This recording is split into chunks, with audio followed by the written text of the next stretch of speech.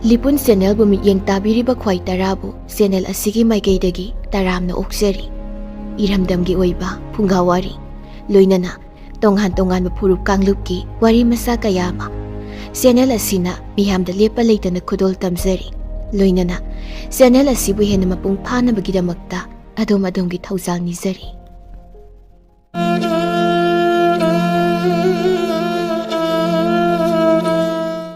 ngasi su mahok sagumna yamna nungairba wari amakhak puduna lakjari wari asigi mamingdi ipu but wari asi pathok charpa matamda wahai wata soikhilan khiba yaurbasu tabiriba khwai khibikna chauna ngakpigani wari asi kari kamdobage haibadu mayam punna taminarasi mayamgi mafamdu khudol tamjari ipu but athengba ahingi matam asida masak khangdaba miyoi khara laktuna singchep oina lairiba asukpa mafam asida kom tawduna thawai yaudraba miyoi amabu phumjillammi aduga sakhangdaba sing adugi maraktagi ahal oirap tawba nupa amana asumna hairaklammi ngasigi thawdok asi kanagumba amattada khanghanba yade aduga thabak asida yauriba nakhoi pumnamaksu yamna cheksinna laigadabani asi hairaduna makhoi mafam asidagi parap chanakhirami asumna mihap thina hatpi khraba miyoi adugi hakchangna karigumba kharadi tawrakkadori ngasidagina chahi 30 gi matungdani chaurel mahak college ta marup singa punna phaminnarduna wari watai sanarami makhoina asumna lairingai asida class ki matam yorakladuna magi kada changna khiduna oja singna takliba mahi sing aduda thawai yaunarami class yauningdaba kanagumbi kharana class yaudana koiba chana khibasu adumak yaurami numidangi matamni chaurel mahaki kada phamduna mahaki apokpa thawan jauna matam ayambada loina dunata leiramba mahaki mallaba dairi adu ngasidi chaurel na thengdarakuna apokpagi punsida thawan jauna hinglingai matamda hakthengna thengna thawdok wathok kayasing dairi asida isinbasing adu laimai amamamtang phaktoktuna parure ngasidagina chahi 30 mukki mamang matamda thokhiba thawdoksingni imphal dagi yamna thapna laikhiba mafam amadani mafam asi lambi thongi phibam yamna su phatlamde matam adu ngasi saukhatliba asiga yengnarurabadi yamna khetnarami lambi chathok chasingi gari gi phibam su marang kaina phanglamde matam asida thawan jaw mahak ana layengi sinphamda thabak tawrami mahak inau nongna thabak mafam honglakpani thawan jaw mahaki loinabi phajaton yengladuna asumna hairaklammi matam kharadi lapna bataredo yumgi ima hoida sune khara laiminanaba hairamlabani phajaton mapukning nungsina mapuroiba yengduna makha tajaraklami mafam maduda phajana layuko yumase ihang hanghorani thawan jaw tapna mahaki loinabigi makhutu tapna paisinduna nungsina makha tana hairaklammi marak tabudi nanakta lakanida ado macha sanabu ningthijana yengsilamu asi hainaringai matam asida macha nupa chahi 3 tamak subada mangairiba chaurel mama mapa ani gi manakta chensilaklammi aduga mapa thawan jaw yengduna asumna hairaklammi paba kuidi kuirakanu ko paba leitradi imasa mathwai yamna nungai roiba nungsiraba machin machadagi ngangthorakliba wafamsing adu tarubada thawan jaw amadi phajaton makhoi anisu momon nokcharami thawan jawna machanupabu manakta chingsinduna nungsina hairaklammi macha sana nangne mamabu cheksinna yengsalamuko pabasu anaba mayama hidak kapiruge kuirakloida ado bobo khoisu lakani puna laiminaramuko adugane lam henba yade school su chang naina chatkadabani lairik su mayama hairamu paba laknaga koibasu mayama pubiduni asi hairamduna thawan jawsu mahaki driver aduga punna mahaki gari aduda mayum thadoktuna thabak mafam aduda chatlami gari asum thaurakpana mayum thapna laihore ꯊꯋꯥꯟꯖꯥꯎ ꯃꯍꯥꯛꯀꯤ ꯊꯕꯛ ꯃꯐꯝ ꯑꯗꯨꯗ ꯌꯧꯔꯛꯄ ꯃꯇꯝꯗ ꯅꯨꯃꯤꯗꯥꯡ ꯋꯥꯏꯔꯝ ꯑꯣꯏꯁꯤꯜꯂꯛꯂꯝꯃꯤ꯫ ꯃꯈꯣꯏꯅ ꯑꯁꯨꯝ ꯒꯥꯔꯤ ꯊꯧꯔꯛꯄ ꯃꯇꯝꯗ ꯈꯨꯜ ꯑꯗꯨꯗ ꯌꯧꯔꯛꯂꯝꯃꯤ꯫ ꯈꯨꯜ ꯑꯁꯤꯒꯤ ꯂꯝꯕꯤ ꯊꯣꯡꯒꯤ ꯐꯤꯕꯝꯁꯨ ꯌꯥꯝꯅ ꯐꯠꯂꯝꯗꯦ꯫ ꯗ꯭ꯔꯥꯏꯚꯔ ꯍꯦꯝꯕꯅ ꯒꯥꯔꯤ ꯊꯧꯅ ꯊꯧꯅ ꯃꯍꯥꯛꯀꯤ ꯁꯥꯔ ꯊꯋꯥꯟꯖꯥꯎꯗ ꯑꯁꯨꯝꯅ ꯍꯥꯏꯔꯛꯂꯝꯃꯤ, "ꯁꯥꯔ, ꯍꯟꯗꯛꯀꯤ ꯊꯕꯛ ꯃꯐꯝ ꯑꯁꯤꯗꯤ ꯑꯣꯟꯊꯣꯛꯅ ꯃꯐꯝ ꯑꯃꯗ ꯍꯦꯛ ꯊꯨꯡꯉꯤꯗ꯫ ꯂꯝꯕꯤꯁꯤꯁꯨꯅꯦ ꯒꯥꯔꯤ ꯊꯧꯔꯤꯉꯩ ꯌꯧꯕ ꯅꯥꯏꯗꯦ꯫ ꯂꯝꯕꯤꯅ ꯈꯔ ꯐꯔꯗꯤ ꯐꯩ꯫ ꯀꯣꯝꯖꯥꯎꯅꯅꯦ ꯂꯝꯕꯤ ꯅꯥꯀꯟꯁꯤꯗ ꯃꯔꯥꯡ ꯀꯥꯏꯔꯦ"꯫ ꯍꯦꯝꯕꯒꯤ ꯋꯥꯐꯝ ꯑꯗꯨ ꯇꯥꯕꯗ ꯊꯋꯥꯟꯖꯥꯎ ꯅꯣꯛꯐꯦꯠ ꯇꯧꯅ ꯍꯥꯏꯔꯛꯏ, "ꯏꯕꯨꯡꯉꯣ ꯍꯦꯝꯕ, ꯅꯥꯇꯩ ꯆꯥꯗꯦ ꯂꯝꯕꯤ ꯊꯣꯡꯒꯤ ꯐꯤꯕꯝ ꯐꯠꯇꯦ ꯍꯥꯏꯗꯨꯅꯅꯦ ꯏꯁꯥꯒꯤ ꯏꯊꯧꯗꯤ ꯄꯥꯡꯊꯣꯛꯇꯕ ꯌꯥꯗꯕꯅꯤꯗꯣ꯫ ꯂꯩꯕꯥꯛ ꯃꯤꯌꯥꯝꯒꯤꯗꯃꯛꯇ ꯊꯣꯔꯛꯂꯕꯅꯤꯅꯅꯦ ꯑꯋꯥ ꯑꯅꯥ ꯊꯤꯕꯁꯨ ꯌꯥꯗꯦ"꯫ ꯁꯥꯔ, ꯑꯗꯨꯕꯨꯗꯤ ꯌꯥꯝꯅ ꯆꯨꯝꯃꯤ꯫ ꯑꯗꯣ ꯁꯥꯔ, ꯑꯩꯈꯣꯏꯒꯤ ꯂꯩꯐꯝ ꯆꯥꯐꯝꯁꯨ ꯈꯨꯜ ꯑꯗꯨꯒꯤ ꯈꯨꯜꯂꯥꯛꯄꯅ ꯄꯨꯝꯅꯃꯛ ꯁꯤꯜꯂꯝꯃꯗ꯭ꯔꯣ"꯫ ꯊꯋꯥꯟꯖꯥꯎꯅ ꯑꯃꯨꯛ ꯃꯈꯥ ꯇꯥꯅ ꯍꯥꯏꯔꯛꯂꯝꯃꯤ, "ꯑꯗꯨꯕꯨꯗꯤ ꯂꯣꯏꯅ ꯁꯦꯝ ꯁꯥꯔꯝꯃꯅꯤ꯫ ꯉꯁꯤꯗꯤꯅꯦ ꯐꯖꯅ ꯄꯣꯊꯥꯔꯒ ꯍꯌꯦꯡꯗꯒꯤ ꯑꯅꯥꯕ ꯂꯥꯌꯦꯡꯕ ꯍꯧꯔꯗꯕꯅꯤ꯫ ꯑꯗꯣ ꯍꯦꯝꯕ, ꯅꯪꯒꯤ ꯂꯨꯍꯣꯡꯕꯒꯤ ꯃꯇꯥꯡꯗꯨꯅ ꯀꯔꯤ ꯍꯥꯏꯅꯔꯦ"꯫ ꯊꯋꯥꯏ ꯌꯥꯎꯅ ꯒꯥꯔꯤ ꯊꯧꯔꯤꯕ ꯗ꯭ꯔꯥꯏꯚꯔ ꯍꯦꯝꯕ ꯁꯥꯔ ꯊꯋꯥꯟꯖꯥꯎꯒꯤ ꯋꯥꯍꯪ ꯑꯗꯨ ꯇꯥꯕꯗ ꯈꯔ ꯈꯧꯇꯛ ꯆꯥꯅ ꯍꯥꯏꯔꯛꯏ, "ꯁꯥꯔ, ꯃꯗꯨꯒꯤ ꯋꯥꯐꯝ ꯑꯗꯨꯗꯤ ꯆꯍꯤ ꯑꯃ ꯑꯅꯤꯗꯤ ꯌꯩꯊꯕ ꯇꯥꯔꯤ꯫ ꯑꯗꯨꯒ ꯑꯗꯨꯝ ꯍꯣꯡꯂꯅꯤ"꯫ "ꯑꯣ, ꯐꯔꯦ ꯐꯔꯦ"꯫ ꯃꯇꯝ ꯑꯁꯤꯗ ꯐꯖꯇꯣꯟꯅ ꯃꯆꯥꯅꯨꯄꯥ ꯆꯥꯎꯔꯦꯜꯕꯨ ꯆꯥꯛ ꯆꯥꯔꯁꯤ ꯍꯥꯏꯗꯨꯅ ꯀꯧꯔꯛꯂꯝꯃꯤ꯫ ꯉꯁꯥꯏ ꯃꯈꯩ ꯗꯥꯏꯔꯤ ꯄꯥꯗꯨꯅ ꯂꯩꯔꯝꯕ ꯆꯥꯎꯔꯦꯜ ꯃꯍꯥꯛꯁꯨ ꯗꯥꯏꯔꯤ ꯑꯗꯨꯕꯨ ꯃꯍꯥꯛꯅ ꯄꯥꯔꯝꯕ ꯂꯩꯃꯥꯏ ꯑꯗꯨ ꯍꯥꯏꯐꯦꯠ ꯊꯦꯛꯆꯤꯜꯂꯝꯂꯗꯨꯅ ꯃꯍꯥꯛ ꯆꯥꯛꯈꯨꯝꯂꯣꯝꯗ ꯂꯥꯛꯂꯝꯃꯤ꯫ ꯑꯗꯨꯒ ꯃꯃꯥꯒ ꯄꯨꯟꯅ ꯆꯥꯛ ꯏꯁꯤꯡ ꯆꯥꯊꯣꯛꯃꯤꯟꯅꯔꯝꯃꯤ꯫ ꯆꯥꯎꯔꯦꯜꯅ ꯇꯞꯅ ꯃꯃꯥ ꯌꯦꯡꯂꯗꯨꯅ ꯍꯥꯏꯔꯛꯏ, "ꯏꯃꯥ, ꯋꯥ ꯑꯝꯇ ꯍꯥꯏꯒꯦ"꯫ ꯆꯥꯛ ꯆꯥꯛꯈꯨꯝ ꯑꯃ ꯍꯨꯛꯀꯦ ꯇꯧꯔꯝꯕ ꯐꯖꯇꯣꯟ ꯃꯆꯥꯅꯨꯄꯥꯒꯤ ꯋꯥꯍꯪ ꯑꯗꯨꯅ ꯍꯥꯏꯐꯦꯠ ꯃꯁꯥ ꯑꯗꯨ ꯆꯞ ꯂꯦꯞꯄꯤ ꯑꯗꯨꯒ ꯍꯥꯏꯔꯛꯂꯝꯃꯤ, "ꯀꯔꯤ ꯍꯥꯏꯕꯅꯣ? ꯍꯦꯛꯇ ꯍꯥꯏꯌꯨ"꯫ ꯆꯥꯎꯔꯦꯜ ꯋꯥꯐꯝ ꯑꯁꯤ ꯍꯦꯛꯇ ꯍꯥꯏꯕꯗꯤ ꯉꯝꯗꯦ, ꯑꯗꯨꯕꯨ ꯊꯧꯅꯥ ꯄꯨꯝꯅꯃꯛ ꯇꯥꯁꯤꯜꯂꯗꯨꯅ ꯇꯞꯅ ꯍꯥꯏꯔꯛꯂꯝꯃꯤ, "ꯄꯥꯕꯅ ꯊꯕꯛ ꯄꯨꯔꯝꯕ ꯈꯨꯜ ꯑꯗꯨꯗ ꯆꯤꯡꯂꯦꯟꯒ ꯑꯩꯈꯣꯏ ꯑꯅꯤ ꯆꯠꯂꯨꯒꯦ"꯫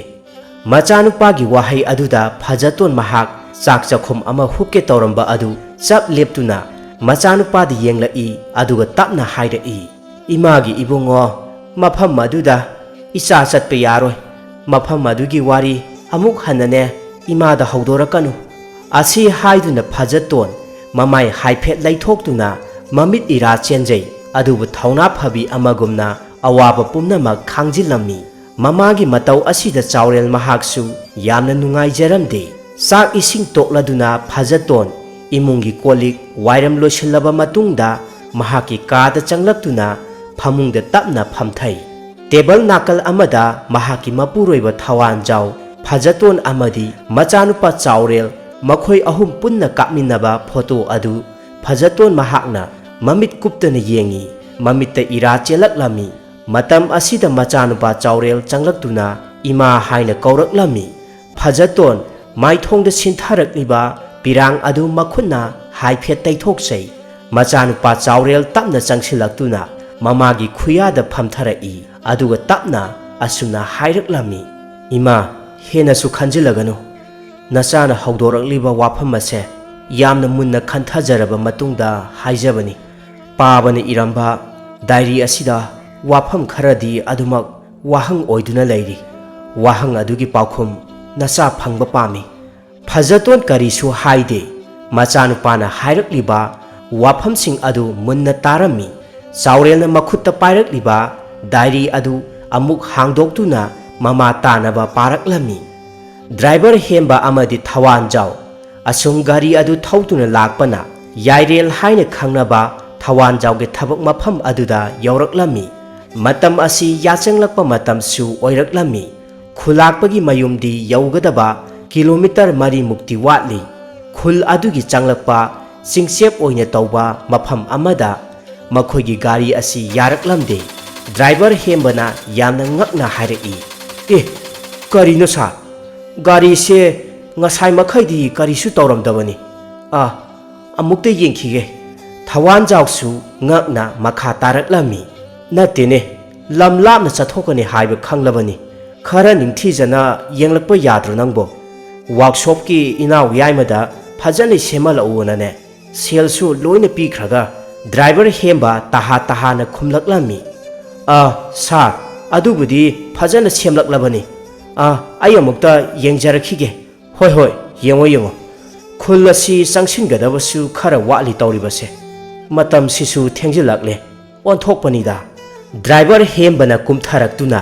gari asina yadribasi karidano haiduna yenglammi adubu karisu thoidokpodi yawramde thau loikhibasu natlamde lai ama hek changba haibadu mangai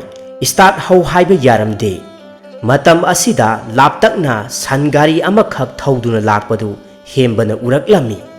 aduga yamna harauna thawan jawda onsilaktuna hairai sa karimata wabiranu gari si mafam asida ngasigi oina thamnamlasi tu sa tu ada laiba sangari asidane hekta khulakpagi mayum phawa thilhalasi pambai leitraba asida yana ba thokpa silasi hainaraba asida thawan jaw mahaksu adumak yarami manak naksilaklabada sangari adubu driver hembana khamlammi khura amukta ngaibikho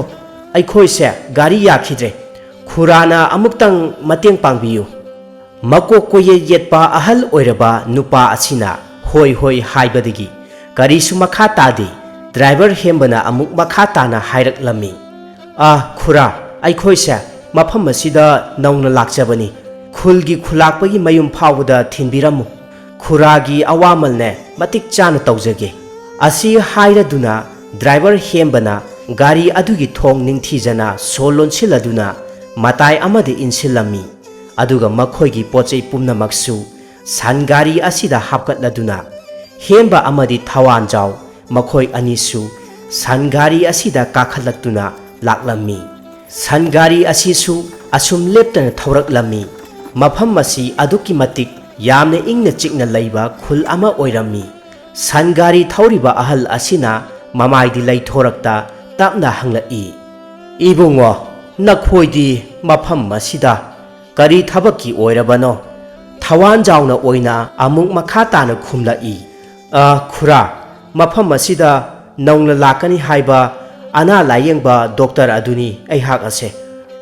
ado khura khulakpagi mayumdi yaugadaba kayam yamna walibage ahal oiraba nupa asina amuk tapna hairai khulakpa haiba khulakpagi mayum yaugadabadi khara watlido nakhoibu khulakpagi mayumda leigadawribra driver hembana amuk nokphet tawna khumlaklami hoi khura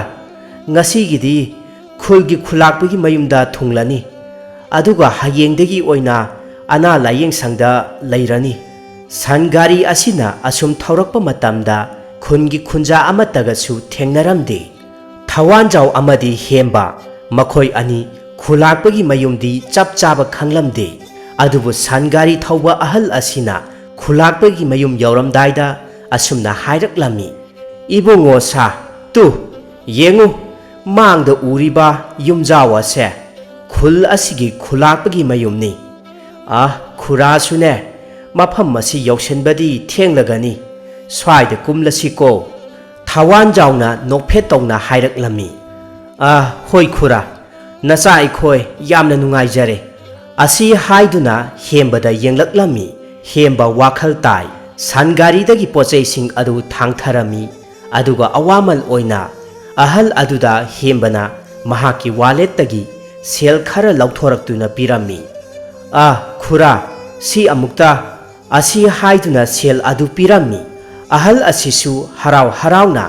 sel adubu laukselami sel asi piba matamda hembana ahal asigi makhutta karigumba amakhak haiphet uraklami adubu hemba karisu thoina khanjiludre sangari asisu adumak thauduna chatkhirami hemba amadi thawan jaw makhoi animak pochei sing adu painaraduna khulakpagi mayumda changlaklammi khulakpa mahakti mayumlomdagi mahaki miyoi kharaga punna hek thorakpaga mapa chanarami sar oina hekti yoksenbirakle yamna nungaire asi haiduna harauna makhut soknarami ꯈꯨꯜꯒꯤ ꯈꯨꯂꯥꯛꯄꯅ ꯃꯈꯥ ꯇꯥꯅ ꯗꯣꯛꯇꯔꯕꯨ ꯃꯌꯨꯝꯂꯣꯝꯗ ꯄꯨꯁꯟꯅ ꯑꯁꯨꯝꯅ ꯍꯪꯂꯛꯂꯝꯃꯤ꯫ ꯅꯠꯇꯦ ꯁꯥꯔꯕꯨ ꯑꯩꯈꯣꯏꯒꯤ ꯌꯨꯝ ꯑꯁꯤ ꯐꯥꯎꯕ ꯀꯅꯥꯅ ꯊꯤꯟꯕꯤꯔꯛꯄ꯭ꯔꯥ? ꯒꯥꯔꯤꯁꯨ ꯌꯥꯎꯄꯤꯕ ꯎꯄꯤꯇꯦ꯫ ꯏꯄꯥ ꯈꯨꯂꯥꯛꯄ, ꯂꯝꯕꯤꯗ ꯒꯥꯔꯤ ꯌꯥꯈꯤꯗꯗꯅ ꯈꯨꯜ ꯑꯁꯤꯒꯤ ꯁꯟ ꯒꯥꯔꯤ ꯊꯧꯕ ꯑꯍꯜ ꯑꯃꯅ ꯃꯐꯝ ꯑꯁꯤ ꯐꯥꯎꯕ ꯊꯤꯟꯕꯤꯔꯛꯂꯝꯕꯅꯤ꯫ ꯋꯥꯐꯝ ꯑꯁꯤ ꯇꯥꯕꯗ ꯈꯨꯂꯥꯛꯄ ꯃꯍꯥꯛ ꯍꯥꯏꯐꯦꯠꯇꯤ ꯉꯛꯂꯝꯃꯤ꯫ ꯑꯣ ꯐꯔꯦ ꯐꯔꯦ ꯁꯥꯔ ꯌꯨꯝꯗ ꯆꯪꯕꯤꯌꯨ ꯑꯁꯤ ꯍꯥꯏꯗꯨꯅ ꯍꯔꯥꯎ ꯍꯔꯥꯎꯅ ꯈꯨꯂꯥꯛꯄꯒꯤ ꯃꯌꯨꯝꯗ ꯄꯨꯁꯤꯟꯗꯨꯅ ꯅꯨꯃꯤꯠ ꯑꯁꯤꯃ ꯌꯥꯝꯅ ꯍꯔꯥꯎ ꯇꯌꯥꯝꯅ ꯑꯍꯥꯎꯕ ꯃꯊꯦꯜ ꯂꯨꯀꯣꯏꯒ ꯂꯣꯏꯅꯅ ꯊꯋꯥꯟꯖꯥꯎ ꯑꯃꯗꯤ ꯗ꯭ꯔꯥꯏꯚꯔ ꯍꯦꯝꯕ ꯃꯈꯣꯏ ꯑꯅꯤꯃꯛ ꯃꯐꯝ ꯑꯁꯤꯗ ꯅꯨꯡꯉꯥꯏꯅ ꯑꯍꯤꯡ ꯌꯥꯔꯦꯛꯂꯝꯃꯤ꯫ ꯅꯨꯃꯤꯗꯥꯡꯒꯤ ꯆꯥꯛ ꯏꯁꯤꯡ ꯆꯥꯕ ꯊꯛꯄ ꯂꯣꯏꯅꯔꯕ ꯃꯇꯨꯡꯗ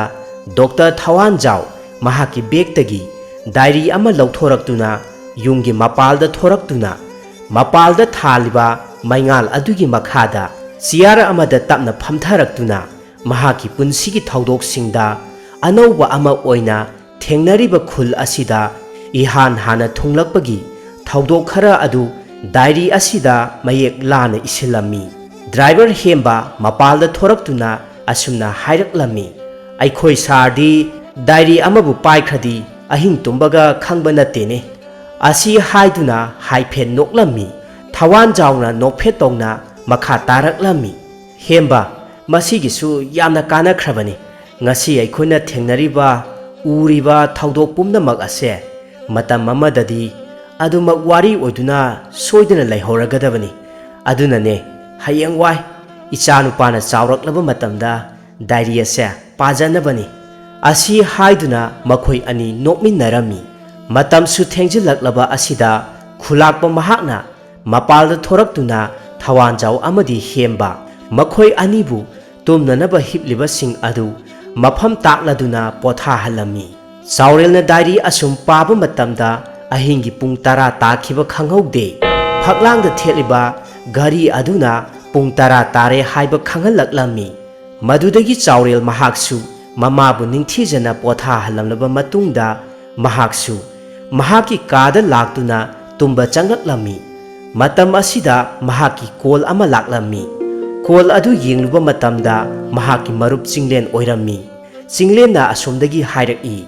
ꯑꯩꯈꯣꯏ ꯑꯅꯤꯅ ꯍꯥꯏꯅꯈꯤꯕ ꯋꯥꯐꯝ ꯑꯗꯨꯒꯤ ꯃꯇꯥꯡꯗ ꯀꯃꯥꯏ ꯇꯧꯔꯒꯦ?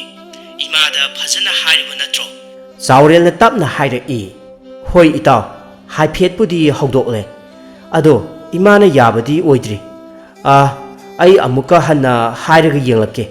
ꯑꯗꯨꯒ ꯑꯊꯨꯕ ꯃꯇꯝꯗ ꯆꯠꯅꯕ ꯇꯧꯁꯦ꯫ ꯍꯣꯏ ꯑꯗꯣ ꯀꯣꯂꯦꯖꯀꯤ ꯁꯨꯇꯤꯁꯨ ꯂꯣꯏꯔꯛꯀꯗꯕ ꯅꯨꯃꯤꯠ 10ꯅꯤ ꯈꯛꯇ ꯉꯥꯏꯔꯕꯅꯤꯀꯣ꯫ ꯑꯗꯨꯅ ꯊꯦꯡꯕꯗꯤ ꯌꯥꯔꯣꯏ꯫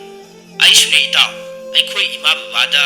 ꯃꯇꯝ ꯈꯔꯗꯤ ꯆꯥꯎꯔꯦꯜꯒ ꯊꯕꯛ ꯑꯃ ꯑꯣꯏꯅ ꯀꯣꯏꯕ ꯆꯠꯂꯨꯒꯦ ꯍꯥꯏꯔꯒꯅꯦ ꯂꯩꯔꯕꯅꯤ꯫ ꯆꯥꯎꯔꯦꯜꯅ ꯃꯈꯥ ꯇꯥꯅ ꯍꯪꯂꯛꯏ꯫ ꯑꯗꯨꯗꯤ ꯀꯔꯤ ꯍꯥꯏꯔꯛꯀꯦ? ꯑꯁꯣꯝ ꯅꯥꯀꯟꯗꯒꯤ ꯆꯤꯡꯂꯦꯟꯅ ꯍꯔꯥꯎꯅ ꯈꯨꯝꯂꯛꯂꯝꯃꯤ꯫ ꯍꯣ ꯑꯩꯒꯤꯕꯨꯗꯤꯅꯦ ꯌꯥꯔꯦ꯫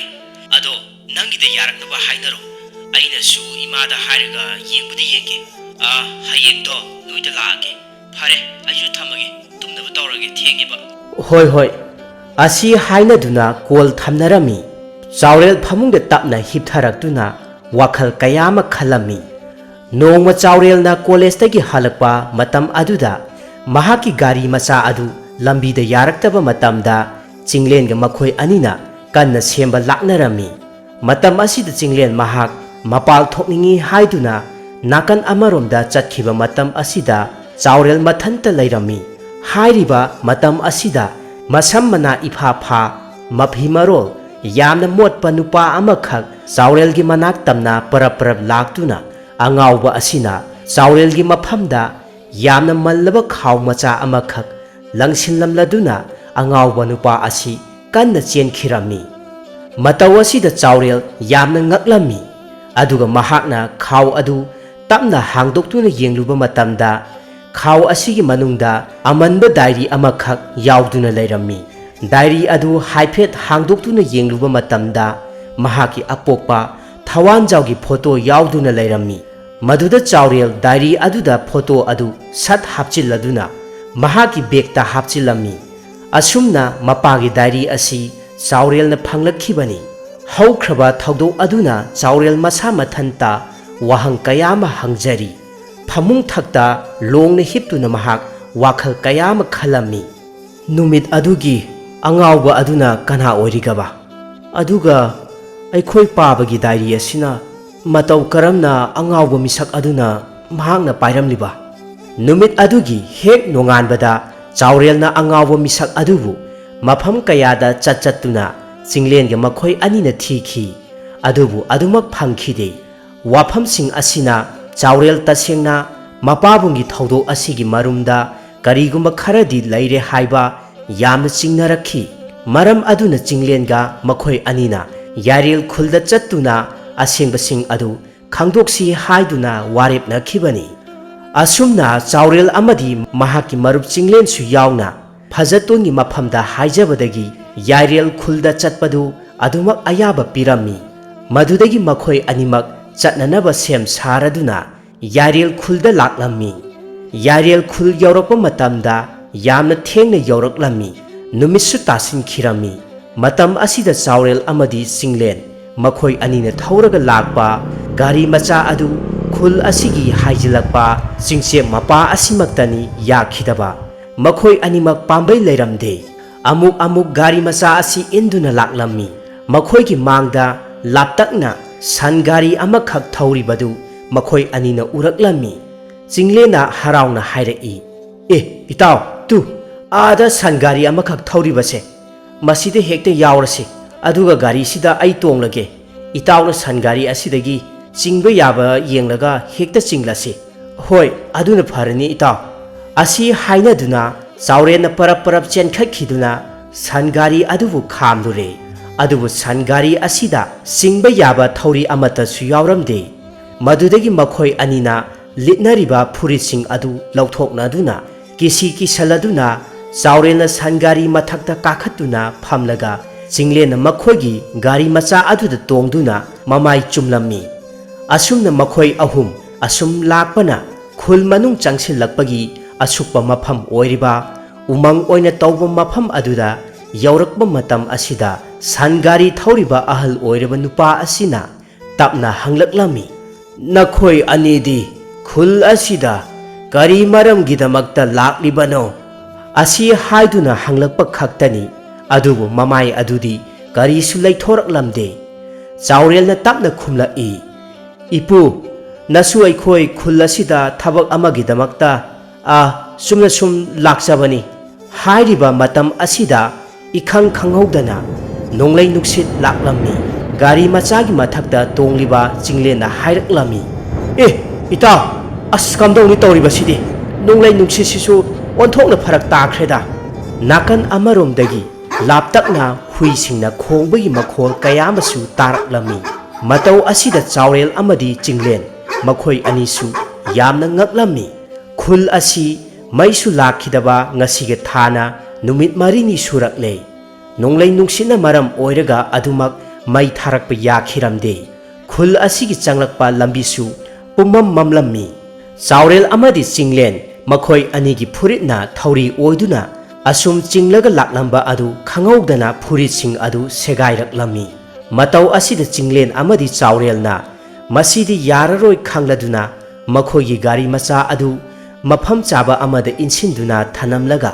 amuk makha tana makhoi animak sangari asi tongduna laklammi sangari thauriba ahal asina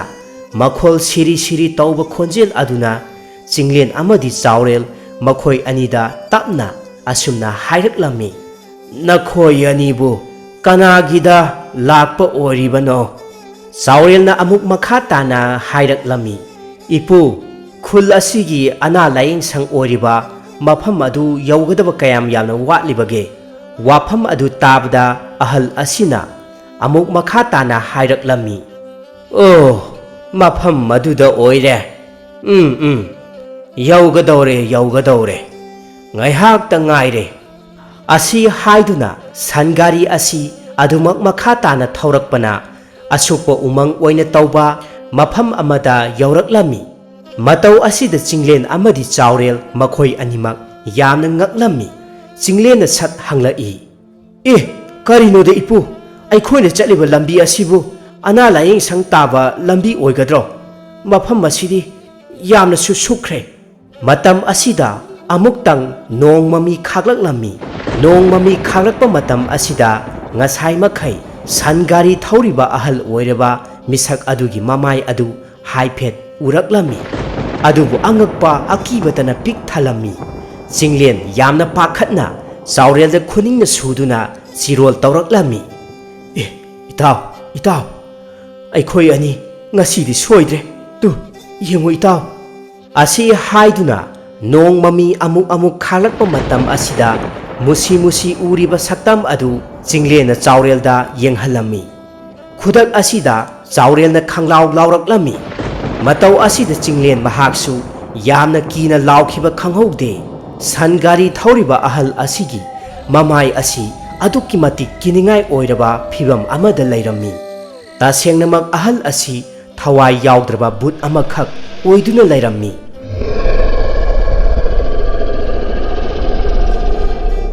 ꯈꯨꯜ ꯑꯁꯤꯗ ꯃꯇꯝ ꯑꯃꯗ ꯃꯤꯍꯥꯠ ꯊꯤꯅ ꯍꯥꯠꯇꯣꯛꯄꯤꯈ꯭ꯔꯕ ꯑꯍꯜ ꯑꯣꯏꯔꯕ ꯑꯃꯒꯤ ꯑꯁꯤꯕ ꯊꯋꯥꯏꯅ ꯕꯨꯠ ꯑꯣꯟꯕ ꯑꯣꯏꯔꯝꯃꯤ ꯕꯨꯠ ꯑꯁꯤꯅ ꯆꯥꯎꯔꯦꯜ ꯑꯃꯗꯤ ꯆꯤꯡꯂꯦꯟ ꯃꯈꯣꯏ ꯑꯅꯤꯗ ꯃꯀꯣꯛꯇꯨ ꯈꯛꯇ ꯂꯩꯁꯤꯜꯂꯛꯇꯨꯅ ꯁꯤꯊ ꯁꯤꯊ ꯅꯣꯛꯂꯛꯂꯝꯃꯤ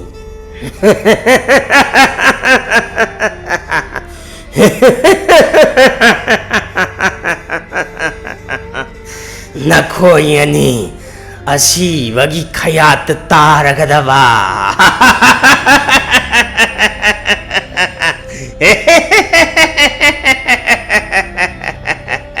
ꯃꯇꯧ ꯑꯁꯤꯗ ꯆꯤꯡꯂꯦꯟ ꯑꯃꯗꯤ ꯆꯥꯎꯔꯦꯜ ꯃꯈꯣꯏ ꯑꯅꯤꯃꯛ ꯆꯦꯆꯦꯠ ꯀꯣꯟꯁꯤꯟꯅꯗꯨꯅ ꯈꯥꯡꯂꯝꯃꯤ ꯃꯇꯝ ꯑꯁꯤꯗ ꯈꯪꯍꯧꯗꯅ ꯑꯈꯥꯛ ꯑꯔꯥꯎ ꯅꯣꯡꯂꯩ ꯅꯨꯡꯁꯤꯠ ꯇꯧꯔꯛꯇꯨꯅ ꯅꯣꯡꯁꯨ ꯆꯨꯊꯔꯛꯂꯝꯃꯤ ꯃꯗꯨꯗꯒꯤ ꯃꯈꯣꯏ ꯑꯅꯤꯃꯛ ꯌꯥꯝꯅ ꯄꯥꯈꯠꯅ ꯁꯟ ꯒꯥꯔꯤ ꯑꯁꯤꯗꯒꯤ ꯐꯟ ꯆꯣꯡꯊꯔꯛꯇꯨꯅ ꯃꯥꯏꯀꯩ ꯑꯃꯗ ꯂꯥꯎꯗꯨꯅ ꯆꯦꯜꯂꯝꯃꯤ ꯍꯣꯏꯃꯥ ꯕꯨꯠꯅꯦ ꯏꯇꯥꯎ ꯏꯇꯥꯎ ꯆꯦꯜꯂꯁꯦ ꯆꯦꯜꯂꯣ ꯆꯦꯜꯂꯣ ꯏꯇꯥꯎ ꯕꯨꯠꯅꯦ ꯃꯇꯨꯡꯗ ꯁꯟ ꯒꯥꯔꯤ ꯑꯁꯤꯅ ꯃꯈꯣꯏ ꯑꯅꯤꯕꯨ ꯀꯣꯏꯇꯥꯟ ꯇꯥꯟꯅꯕ ꯍꯧꯔꯛꯂꯝꯃꯤ ꯃꯈꯣꯏ ꯑꯅꯤꯅ ꯑꯁꯨꯝ ꯆꯦꯜꯂꯛꯄ ꯃꯇꯝꯗ ꯌꯨꯝ ꯑꯃꯗ ꯊꯨꯡꯂꯝꯃꯤ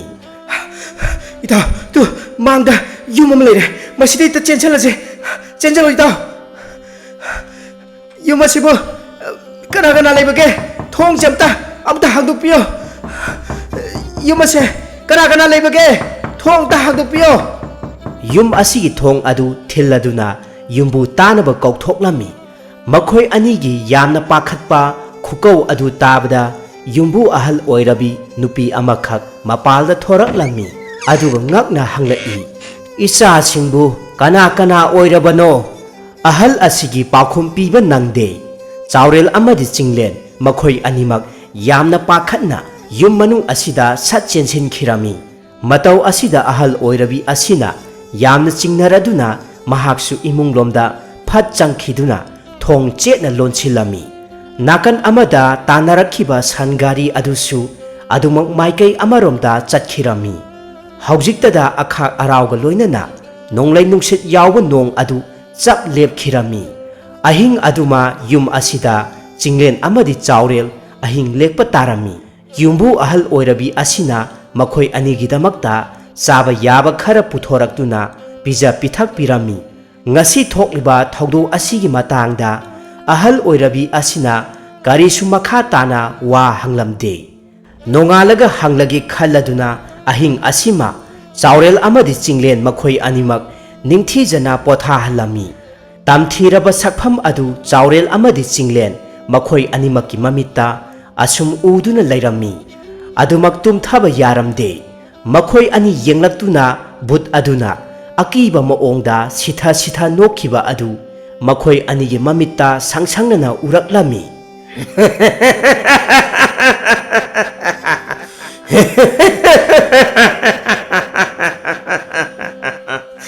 ꯅꯈꯣꯏ ꯑꯅꯤ ꯑꯁꯤꯕꯒꯤ ꯈꯌꯥꯠꯇ ꯇꯥꯔꯒꯗꯕ